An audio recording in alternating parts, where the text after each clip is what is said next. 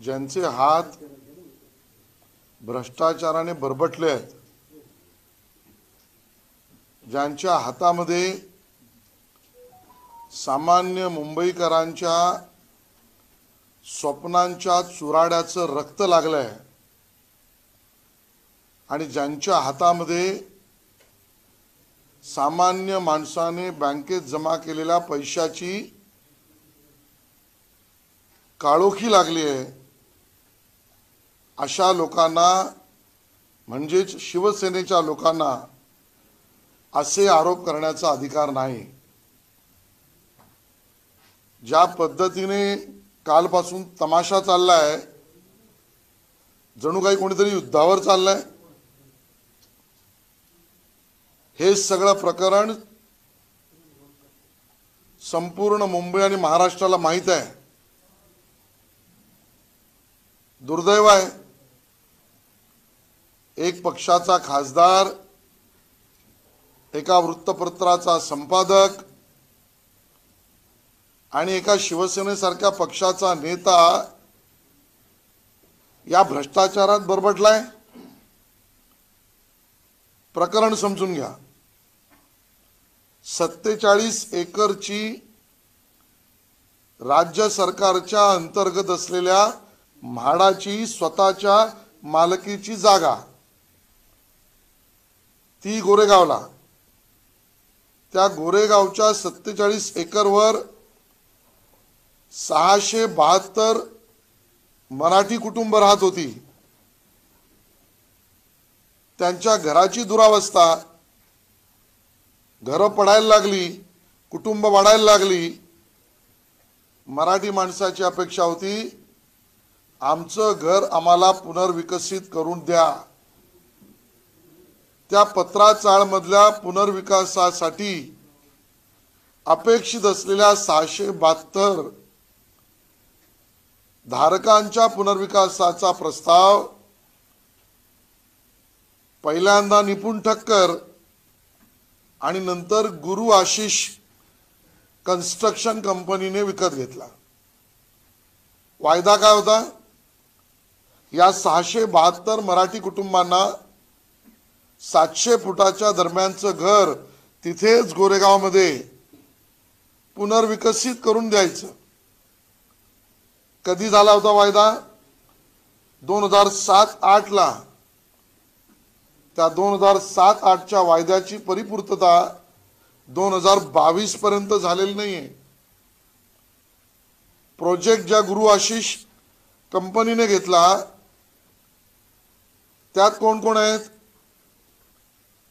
Bank घोटाळ्यातला राकेश वाधवान आणि त्याचा मुलगा सारंग वाधवान, आणि त्यांचा तिसरा पार्टनर कोण? प्रवीण राऊत। या तिघांनी 45 कोटीमध्ये आम्ही पुनर्विकास करू असं सांगून 47 एकरचा प्रस्ताव ठक्कर नावाच्या बिल्डरकडून घेतला 2007-8 ला, आणि त्यानंतर थेट 2010 ते 14 पर्यंत पुनर्विकास तर केलाच नाही। त्या मराठी माणसांच्या स्वप्नाचा खून केला आणि त्यातनं निर्माण होणारा प्रोत्साहनात्मक FSI आणि विक्रीचा FSI, या दोन्ही FSIची विक्री पुनर्विकासाविना खाजगी अन्य लोकांना विकला। कसं काय विकला? पुनर्विकासाच्या घराचं काय? आणि मग जे कायद्यात बसूच शकत नाही, this is a classic case, ही व्हाईट कॉलर क्राईमची, लोकांचं स्वप्न उजळण्याची, लोकांच्या मराठी माणसांच्या स्वप्नाचा खून करण्याची हे उदाहरण आहे। 672 लोक गेली ट्रान्झिट कॅम्पमध्ये, जागेची मालकी म्हाडाची, विकला कोणी? प्रवीण राऊत आणि वाधवांनी, आणि ते विकून त्यातना 1039 कोटी रुपये सरकारचा तोटा केला, घाटा केला. 1039 रुपयाचा स्वतःचा फायदा केला. ते कमी होतं की काय? म्हणून या पुनर्विकासामध्ये याच महाशयांनी वाधवान आणि प्रवीण राऊत यांनी एक ट्राय पार्टी अग्रीमेंट केलं होतं सरकार बरोबर. ते सरकार बरोबरचं ट्राय पार्टी अग्रीमेंट विकासक सरकार म्हणजे म्हाडा आणि नागरिक राहणारे यांच्यात होतं. तिसऱ्या कोणालाही ते विकता येणार नाही. स्पष्ट होतं. संजय राऊतांचा रोल इथेच येतो.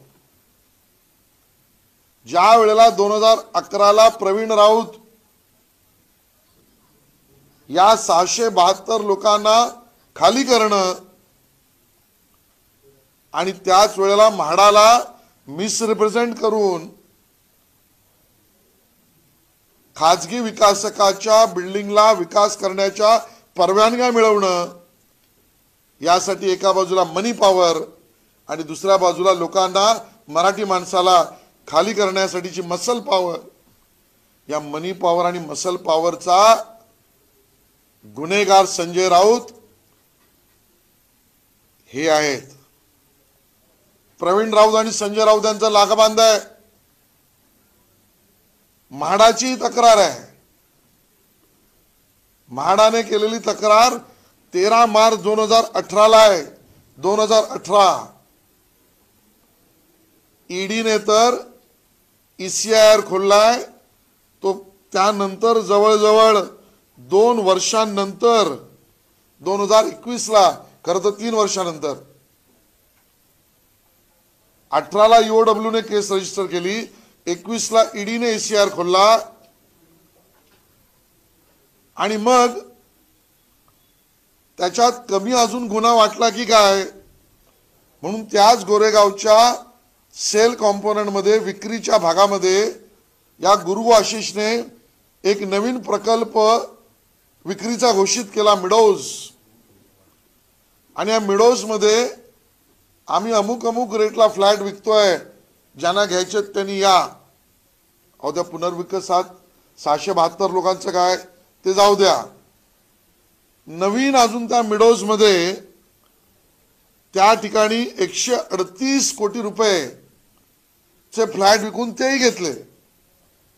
म्हणजे FSI विकला 1039 कोटीचा, मिडोज मध्ये फ्लॅट विकले 138 कोटीचे.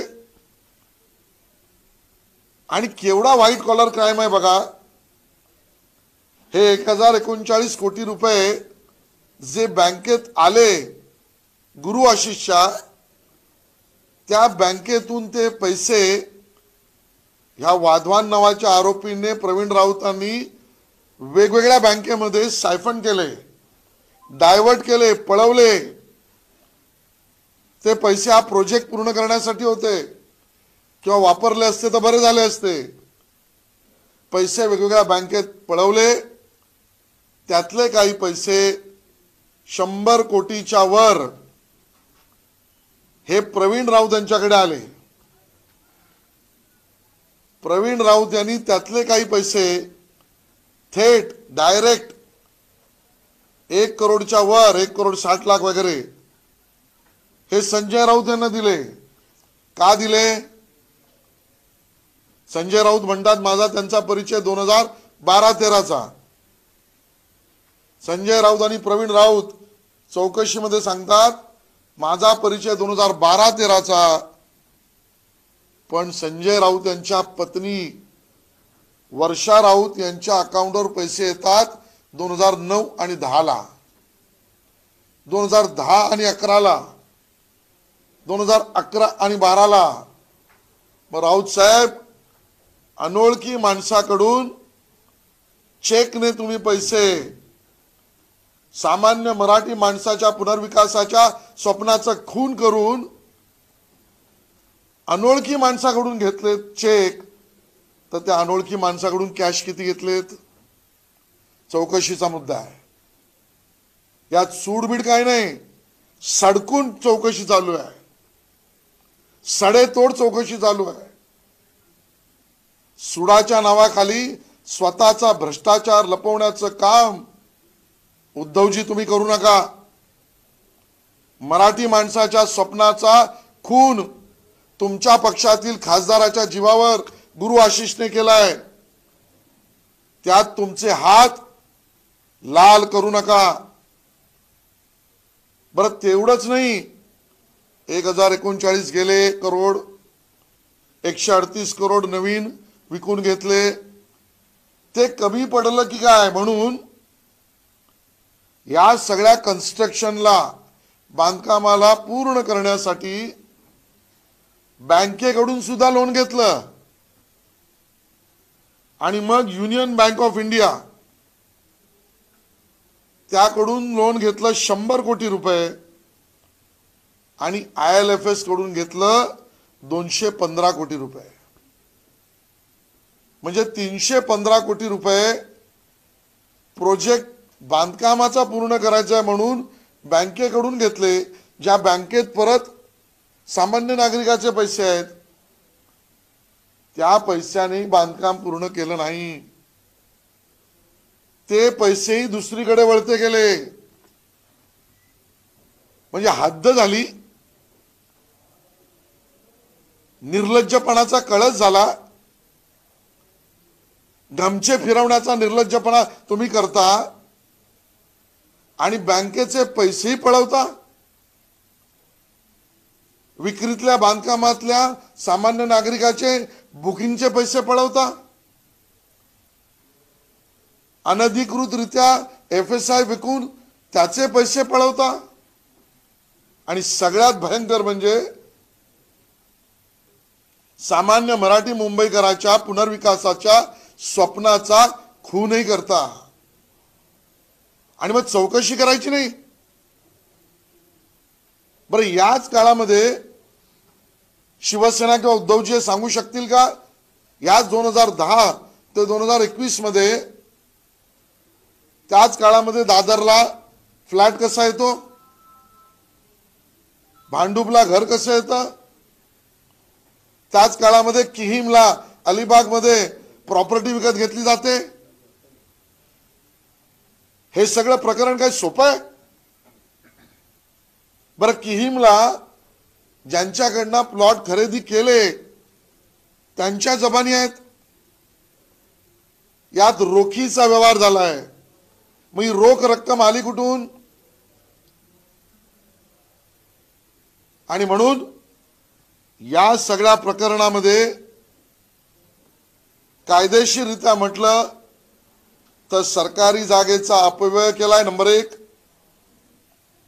नंबर 2, सरकारी जागा म्हणजे म्हाडा, त्याच्यावर अनधिकृतरित्या तृतीय पक्षाचं, तिसऱ्या माणसाचा अधिकार निर्माण केला.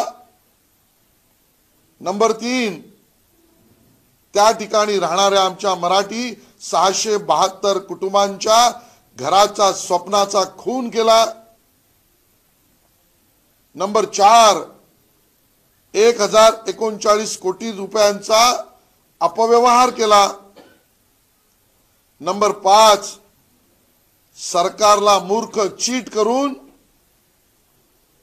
ॲग्रीमेंटचा भंग केला. त्यात संजय राऊत यांच्या मनी आणि मसल पॉवरचा उपयोग केला. नंबर 6, 672 लोकांना खाली करताना जी मसल पॉवर प्रवीण राऊत यांनी वापरली त्याचं समर्थन, बळ आणि उत्पत्ती शिवसेनेच्या संजय राऊतांच्या ताकदीवर होती.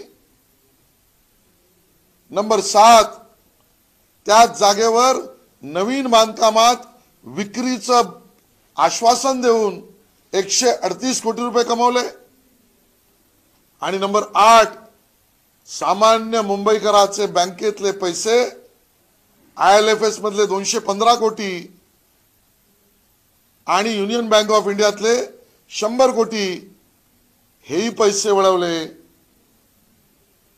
आणि अजूनही प्रोजेक्ट अपूर्ण ठेवला.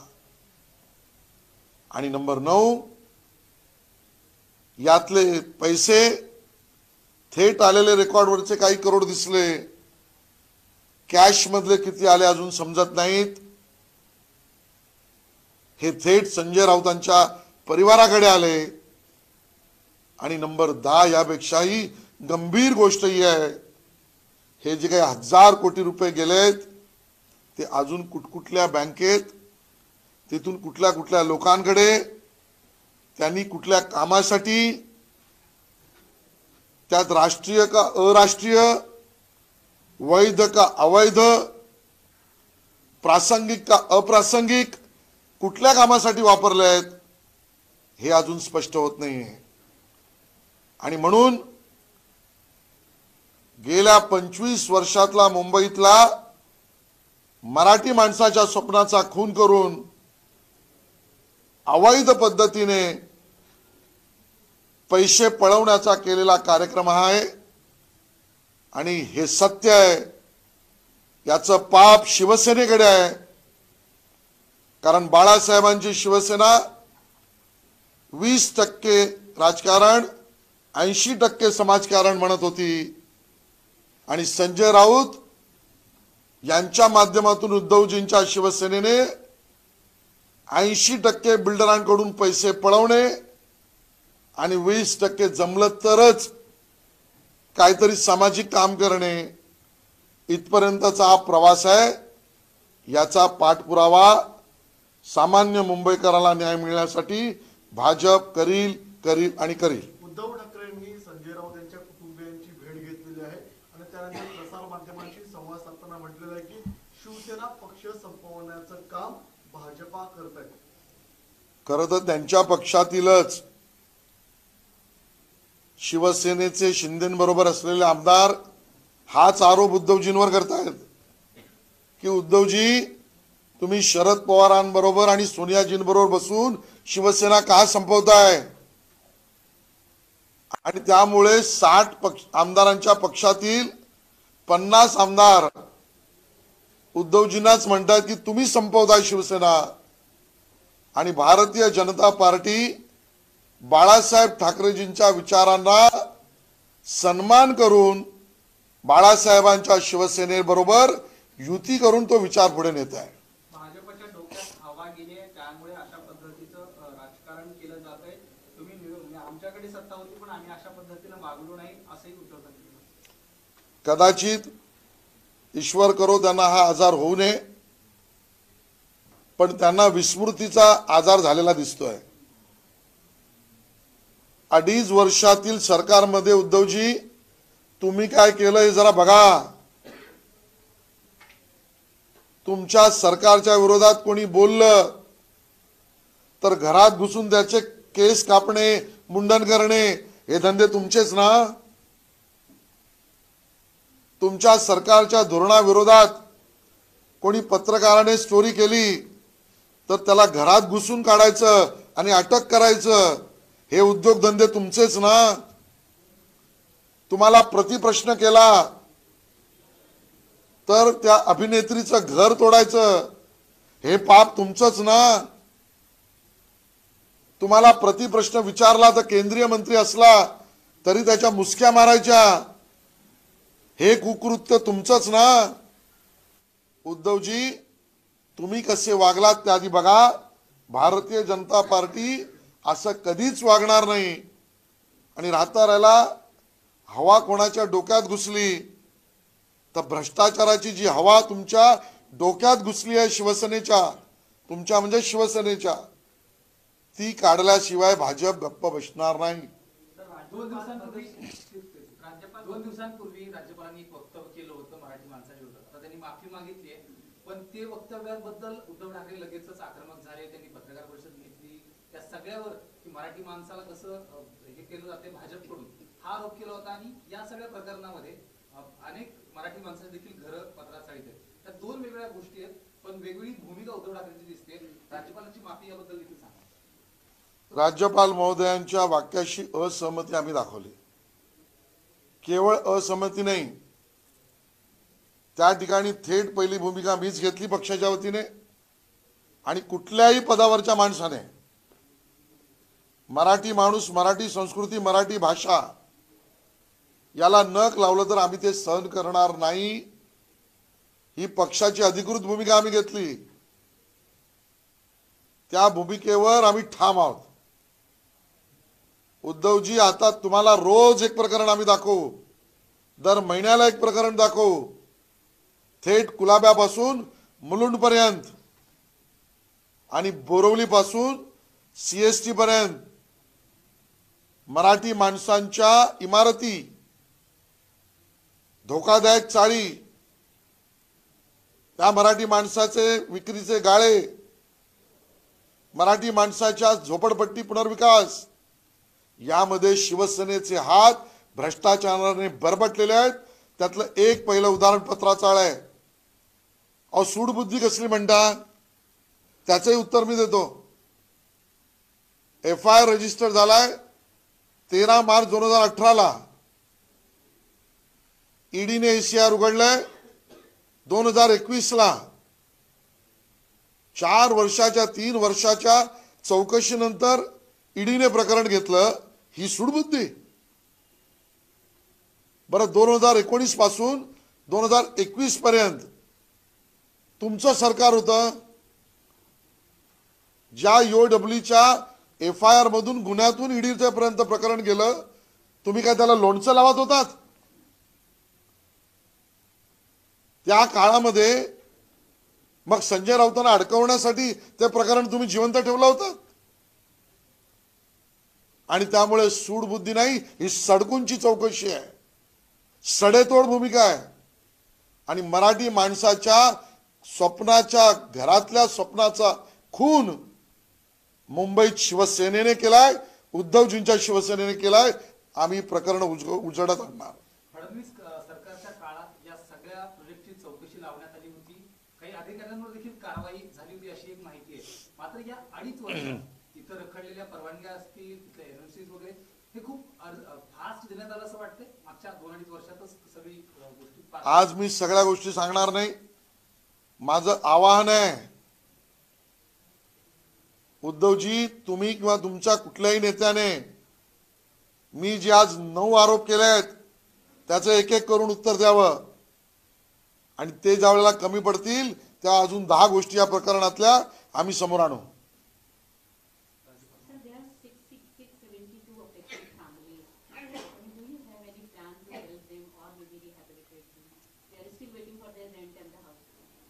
मैं हिंदी में स्पष्ट करता हूं. कल परसों से जो तमाशा चल रहा है, मानो कोई युद्ध पर जाकर देश के लिए लड़ रहा है, इस तरीके से तमाशा और नौटंकी शिवसेना के लोग और संजय राउत जी कर रहे हैं. ये जनता को मूर्ख समझते हैं क्या? हमारा इनको सवाल है. ये पूरा क्राइम, ये बहुत बड़ा संगीन क्राइम है. इस गुनाह को, क्राइम को समझना बहुत आवश्यक है.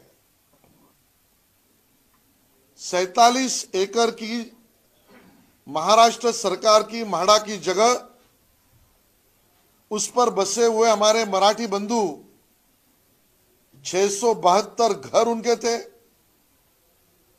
कल्पना ये थी, वायदा ये था, ये 672 घरों में बसे हुए मराठी व्यक्तियों का घरों का पुनर्विकास होगा और उस पुनर्विकास, रीडेवलपमेंट को सुविधा मिले, इसके लिए सरकार इंसेंटिव FSI देगी और सेल कंपोनेंट होगा. इस प्रोजेक्ट को खरीद लिया ठक्कर नाम के बिल्डर से, गुरु आशीष नाम के कंपनी ने.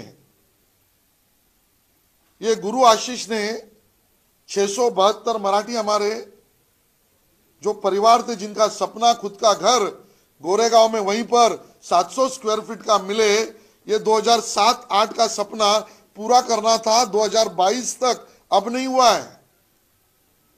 ये गुरु आशीष कंपनी वाले आए. इस कंपनी के डायरेक्टर कौन है? बैंक फ्रॉड का आरोपी राकेश वधावन, उसका बेटा सारंग वधावन, और इनका तीसरा साथी संजय राउत का दोस्त प्रवीण राउत, ये तीनों ने 672 मराठी परिवारों का सपना पूरा करना था, लेकिन शिवसेना ने और इन्होंने मिलकर उनके सपनों का खून कर दिया। रीडेवलपमेंट तो बाजू में रह गया, लेकिन उसी प्लॉट पर सेल का एफएसआई अन्य लोगों को बेचकर 1039 करोड़ रुपया इन्होंने नगद में कमाया और वो बैंक में ट्रांसफर हो गया। अरे लेकिन मूल रहवासियों का घरों का क्या, कुछ नहीं, अता पता नहीं। 1039 करोड़ बिल्डर को मिल गया, जिसमें गुरु आशीष में प्रवीण राउत भी है। वो कम था, इसके लिए उधर ही हम नया सेल की बिल्डिंग बना रहे हैं जिसका नाम मिडोज टावर। ऐसा नया सपना दिखाया और उसमें भी घर बेचे, वो भी मुंबई वासियों ने खरीदे, उससे 138 करोड़ रुपया लिया। 1000 करोड़ रुपए तो गया, 138 करोड़ रुपया घर बेचने का सपना देखकर सेल कंपोनेंट का भी भगा लिया। ये भी कम था, इसके लिए इस पूरे कंस्ट्रक्शन के प्रोजेक्ट को हम पूरा करेंगे, ऐसा गुरु आशीष कंपनी ने कहा और उसके लिए बैंक से लोन लिया। बैंक में भी आम आदमी का पैसा है, उधर भी फोर्जरी की मिस रिप्रेजेंटेशन किया। यूनियन बैंक ऑफ इंडिया से 100 करोड़ लिया, IL&FS से 215 करोड़ रुपए लिया और इस 315 करोड़ से ये मेरे 672 गरीब मराठी परिवारों का सपना पूरा होता तो कुछ कहते, लेकिन वो भी नहीं। वो 315 करोड़ रुपया भी साइफन ऑफ कर दिया, बैंक को फ्रॉड किया, प्रोस्पेक्टिव कंज्यूमर को, प्रोस्पेक्टिव बायर को भी फ्रॉड किया, वहां रहने वाले मराठी आदमी को भी चीट किया और ये पैसा, उसमें से 100 से ज्यादा करोड़ रुपया प्रवीण राउत के अकाउंट में आया, इन्वेस्टिगेशन में आया है। और उस 100 करोड़ में से 1 करोड़ से ज्यादा का अमाउंट चेक से संजय राउत के अकाउंट में आया। क्यों आया? गुरु आशीष से संजय राउत तुम्हारा संबंध क्या है? 1000 करोड़ में से जो आपको 1.5 करोड़ आया वो क्यों आया? सवाल का जवाब शिवसेना को और उद्धव जी को देना पड़ेगा। बैंक को फ्रॉड किया, ये संजय राउत जी आपको पता था, आपने छुपाया क्यों? म्हाडा का एग्रीमेंट, सरकारी महाराष्ट्र सरकार का एग्रीमेंट स्वयं स्पष्ट था। वो निवासी लोग, डेवलपर और म्हाडा कि यहां पर थर्ड राइट क्रिएट नहीं होगा, फिर भी म्हाडा से परमिशन मिस रिप्रेजेंट करके सांसद इस नाते प्रवीण राउत को मदद करने में संजय राउत का हाथ क्यों था? वहां पर जो 672 लोग बसे हुए थे मराठी परिवार, उनको वहां से निकालने के लिए मसल पावर का उपयोग प्रवीण राउत ने किसके जान पर किया? पॉलिटिकल सपोर्ट किसका था? संजय राउत उसका जवाब दे, शिवसेना उसका जवाब दे। और वो लोग आज भी 2022 तक, मेरे मराठी परिवार के 672 लोग अभी भी ट्रांजिट कैंप में हैं। पहले 3 साल रेंट मिला, उसके बाद रेंट भी नहीं मिला, ना घर मिला ना रेंट मिला। लेकिन राउत साहब, आपके दोस्त और आपके मित्रों को 1039 करोड़ मिला। और इसी दरमियान संजय राउत जी इन्वेस्टिगेशन में कहते हैं, मैं प्रवीण राउत को 2012-13 को जानता हूं। झूठ बोलने की हद हो गई। 2012-13 को आप संजय राउत जी को जानते हैं, फिर 2009-10 में संजय राउत जी आपके पत्नी के अकाउंट पर 50 लाख कैसे आ गया? वही प्रवीण राउत के अकाउंट से आ गया। 2011-12 में और पैसा आ गया। बिना पहचान वाले व्यक्ति से मराठी आदमी के सपने का खून करके आपके अकाउंट पर पैसा आता है, ये कौन सी राजनीति आपकी है? क्या संजय राउत जी और शिवसेना जवाब दे सकते हैं? उसी 2014 से अब तक, 2010 से अब तक, इसी दरम्यान में राउत साहब आपने दादर में फ्लैट लिया, वो 672 मराठी आदमी तो बाहर, आपका दादर में फ्लैट हो गया। आपने भांडुप में भी जगह खरीद ली, आपके आंखों में आंसू नहीं आए, वो 672 लोग बाहर हैं। आपको ठंडी समंदर की हवा चाहिए थी तो आपने किहिम में प्लॉट ले लिए, अलीबाग में। वो मराठी आदमी बेघर, अलीबाग में आपके प्लॉट, वो मराठी आदमी का घर का सपना टूट गया, आपका दादर और भांडुप में घर। उद्धव जी, आपकी शिवसेना और संजय राउत का इसमें सीधा सीधा हाथ है, जवाब आपको देना पड़ेगा। और इस तरीके के भ्रष्टाचार की अगर इंक्वायरी होती है तो ये खुन्नस नहीं है, ये कानूनन तरीके से हो रही है। और भारतीय जनता पार्टी हर उस मराठी आदमी के सपने की पूरे होने की लड़ाई में उसका साथ देगी। संजय राऊत यांच्या विधानांमुळे त्यांच्यावर सुरुवाती केली जाते, अशी अनेक विधानं त्यांना भावलीत का? म्हणजे कारण त्यांनी असं म्हणले होते की मोदी शाह मला बघून रस्ता बदलतात किंवा ही सगळ्या गोष्टी लक्षात ठेवून केंद्राने कारवाई केली आहे, अशी एक वारंवार चर्चा आहे। रस्त्याची चर्चा करायची आहे ते खरं आहे। संजय राऊत, उद्धवजी आणि शिवसेना, तुमचा रस्ता बरबटलेला भ्रष्टाचाराचा, मैं रोज खाऊंगा और रोज खाऊंगा भी, तुमचा रस्ता मराठी माणसाच्या स्वप्नाला भंग करणारा, तुमचा रस्ता दोन्ही हातांनी खाऊन मागच्या बाजूने साफ करायचा, मोदी शांचा आणि भाजपचा रस्ता तो असूच शकत नाही। आणि आज हेही स्पष्ट करतो, तुम्ही विरोधात बोलतायत 2014 पासून, उद्धवजी, शिवसेना आणि संजय राऊत 2014 पासून तुमचे टोमणे, बोलणे, अग्रलेख लिहिणे, असंबंध बोलणे, बिलो दी बेल्ट बोलणे, हे सगळं भाजपने पचवलंय। 2.5 वर्षात तुम्हाला अपचन झालं होतं, केवळ प्रश्न विचारले तर। आणि त्यामुळे 14 पासून 2021 ला ही केस ईसीआर खोलेपर्यंत 7 वर्ष तुम्ही बोलत होतात। आता 7 वर्ष बोलल्यावर 7.5 कायदेशीर लागली आहे।